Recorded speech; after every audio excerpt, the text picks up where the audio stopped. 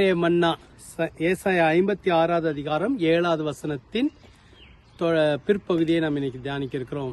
முழு வசனத்தை உங்களுக்கு வாசிக்கிறேன். நேற்றைய தினத்துல முதல் பகுதியை தியானித்தோம். இன்றைக்கு பிற்பகுதியை தியானிக்க இருக்கிறோம். முழு வசனத்தை உங்களுக்கு வாசிக்கிறேன். நான் என் பரிசுத்த பர்வதத்துக்கு கொண்டு வந்து என் ஜப வீட்டிலே அவர்களை மகிழ பண்ணுவேன். அவர்களுடைய சர்வாங்க தகனங்களும் அவர்களுடைய பலிகளும் என் பலிபீடத்தின் மேல் அங்கீகரிக்கப்பட்டிருக்கும். என்னுடைய வீடு சகல ஜனங்களுக்கும் ஜப வீடு எனப்படும்.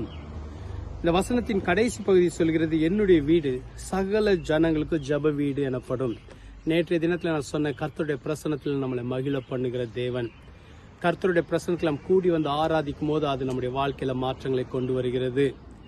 இந்த வசனம் சொல்கிறது, என்னுடைய வீடு சகல ஜனங்களுக்கும் ஜப வீடு எனப்படும். எல்லா ஜனங்களும் கர்த்தருடைய ஆலயத்துக்கு வரலாம். கர்த்தருடைய வீட்டுக்கு எவர் வேண்டுமானாலும் வரலாம்.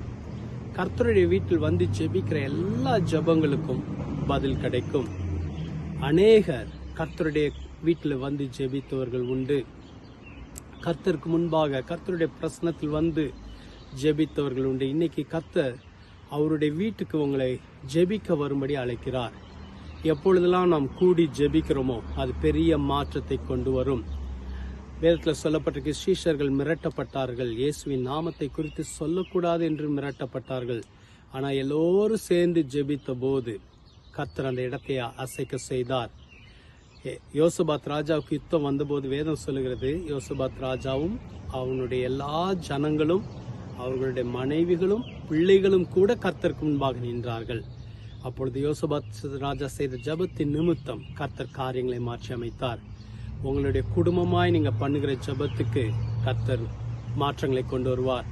சபையாய் சேர்ந்து பண்ணுகிற ஜபத்துக்கு மாற்றத்தை கொண்டு வருவார். நண்பர்களாய் சேர்ந்து பண்ணுகிற ஜபத்துக்கு மாற்றத்தை கொண்டு வருவார். கர்த்தருடைய வீடு சகல ஜனங்களுக்கு ஜப வீடு எனப்படும். இன்னைக்கு உங்களுக்கு ஒரு ஜப வீடு உண்டு. அந்த வீட்டுக்கு பெயர் கர்த்தருடைய வீடு. ஜெபிக்கும்படியாக கர்த்தர் நம்மளை உற்சாகப்படுத்த ஜெபிப்போமா?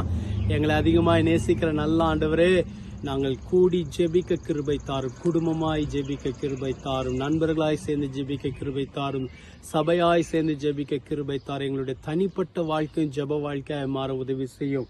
ஆண்டவரே, உம்முடைய வீட்டுக்கு வருகிற கிருபைகளை தாரும். கர்த்தருடைய வீட்டின் மீது எங்களுக்கு வாஞ்சியை தாரும். ஆண்டவரே, ஆசீர்வதியும். இந்த நாள் உம்முடைய பிள்ளைகளுக்கு ஆசீர்வதிக்கப்பட்ட நாளாக இருக்கட்டும்.